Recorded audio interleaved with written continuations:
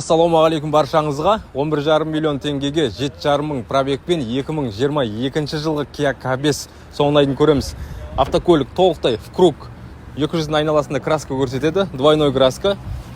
Капоттың астында бізде барлығы тап-таза, лонжерондарымыз целый, бүкіл герметиктарымыз заводской, болттарымыздың ешқайсысы шешілмеген, мотордың дауысы бір қалыпты.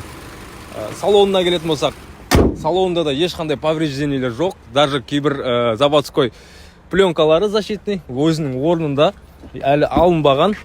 Мінекей коричневый кожа, қарамен комбинированный, пробег небәрі 7500 километр. 360 камерасы жоқ, престиж комплектация, бірақ задний камера ғана бар. Задний камера ғана бар. Удержание полосы барлығы бар. Бұл комплектациясын бәрін ертең видео отчетта көрсететін боламын.